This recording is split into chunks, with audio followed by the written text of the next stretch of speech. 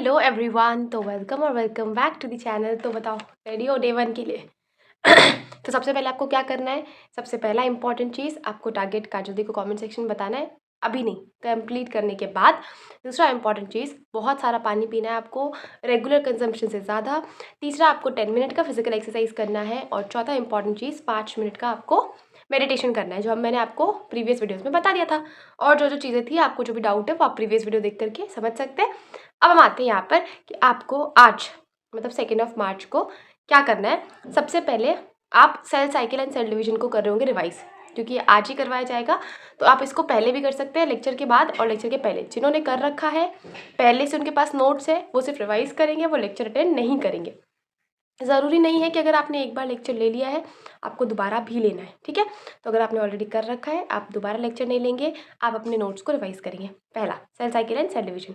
दूसरा इंपॉर्टेंट चीज़ इस मोशन इन 1D को रिवाइज करेंगे।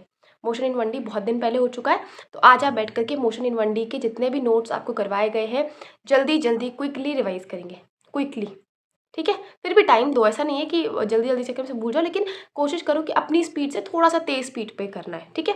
और साथ में इसके PYQ ऑन द स्पॉट साथ में लगाएंगे। वैसे आई गेस आपने अगर MR सर के किए है लेक्चर तो उन्होंने PYQ करवा दिए, राइट। तो अगर PYQ करवा दिए तो नोट्स को ही बार बार रिवाइज करो, एक्स्ट्रा क्वेश्चन करने की जरूरत नहीं है, ठीक। Now the third question, third important topic is, आज आप एटॉमिक स्ट्रक्चर को रिवाइज कर रहे होंगे। एटॉमिक स्ट्रक्चर केमिस्ट्री वाला चैप्टर छोटा है, कर लोगे। और ये फिजिकल केमिस्ट्री के ऐसे चैप्टर में आते हैं जिसमें थोड़ा बहुत तो थ्योरी दिया है उन्होंने, तो आप एटॉमिक स्ट्रक्चर को रिवाइज करेंगे। और फोर्थ इंपॉर्टेंट चीज़ जो है, आपको बायोलॉजी में ही रिवाइज करना है। हमने बॉटनी का एक वो चैप्टर रिवाइज कर लिया, cell cycle and cell division. और अब अभी आपको रिवाइज करना है जोलॉजी का एक chapter, that is excretory product and elimination. अब अगेन आपके पास एक चीज़ आता है कि अगर आपने प्रीवियसली लेक्चर अटेंड करके रखा है, आप दोबारा लेक्चर अगर आपने देख भी लिया है कोई दिक्कत नहीं है, लेकिन जो नोट्स आपको आते हैं, जो नोट्स आपको लगता है कि काजल दी ये नोट्स को ना मैंने एटलीस्ट 2-3 बार छुआ है, देखा देखा लग रहा है, उस नोट से आप पढ़ सकते हो, ठीक है। NCERT पढ़ना साथ में, कोशिश करो कि अगर NCERT पढ़ो, NCERT में ही नोट्स जो चीज़ें सर ने मैम ने एक्स्ट्रा लिखवाई है उसको पन्ने के फॉर्म में, फर्रे के फॉर्म में लिख लो।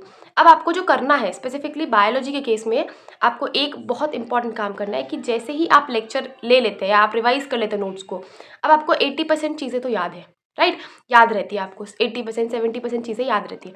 जो 30% चीज़ें जो आप फ्रीक्वेंटली भूलते हो, जैसे कि एक किडनी में कितने नेफ्रॉन है, भूलते हैं बहुत फ्रीक्वेंटली। 1 मिलियन इन ईच है, 1 लाख इन ईच है, 1 लाख इन दोनों है।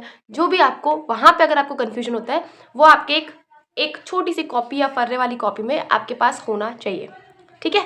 ये हमारे पास हो गया। तो आज आप cell cycle and cell division में सारे जितने भी स्टेजेस हैं उसमें क्या क्या इंपॉर्टेंट चीज़ें होती है वो एक जगह लिख करके रख लो। 4 इंपॉर्टेंट चीज़ें एक जगह लिख करके रख लो। G0 वाला फेस अच्छे से पढ़ लेना, बिकॉज वहाँ मैंने गलती की है, ठीक है। मोशन इन 1D आप रिवाइज कर रहे होंगे और साथ में PYQ लगाएंगे, पर सर के नोट्स में अगर PYQ है तो आपको एक्स्ट्रा करने की ज़रूरत नहीं है। आप ये कर सकते हो कि PYQ का बस, जब आप नोट्स रिवाइज करो तो आप PYQ का बस क्वेश्चन देखो, आंसर खुद से करो, आंसर देख करके मत करो। तीसरा, आप एटॉमिक स्ट्रक्चर रिवाइज कर रहे होंगे और साथ में एटॉमिक स्ट्रक्चर का PYQ कर रहे होंगे। और चौथा इंपॉर्टेंट चीज़, आप एक्सक्रीटरी प्रोडक्ट एंड एलिमिनेशन का लेक्चर रिवाइज करेंगे। और बहुत सारा पानी पीना है, बहुत सारा पानी, इसको सीरियसली लो, बिकॉज आप जिससे फाइट कर रहे हो, lethargy, over thinking, stress, anxiety, वो कहीं ना कहीं आपकी बॉडी डिहाइड्रेटेड है, ये शो कर रहा है। दूसरा इंपॉर्टेंट चीज़ जो आपको ध्यान रखना है वो ये कि आप 10 मिनट एक्सरसाइज करेंगे, ऐसे कि आपके बिल्कुल हार्ट रेट तेज़ हो जाए, बिल्कुल आपको ऐसा लगे कि सांस लेने में भी काफ़ी जल्दी दिक्कत हो रही है। उस लेवल का हार्ट रेट अगर आपका बढ़ता है तो आपका जो ब्रेन में ब्लड सप्लाई है वो बहुत अच्छे से हो जाएगा। और जैसे ब्रेन में ब्लड सप्लाई अच्छा होगा, ऑन द स्पॉट ऐसा चैप्टर रिवाइज करो जो थ्योरी बेस्ड है, चाहे बायो हो या इनऑर्गेनिक केमिस्ट्री हो, वो चैप्टर आपको रिवाइज करना है, ताकि तुरंत से क्विक आपको चीज़ें याद हो जाए, ठीक है।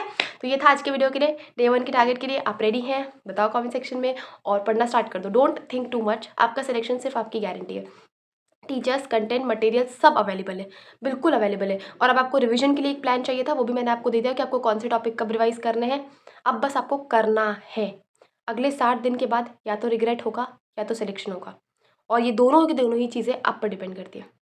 तो इस वीडियो के लिए इतना ही, मिलेंगे नेक्स्ट वीडियो में। Bye bye, take care.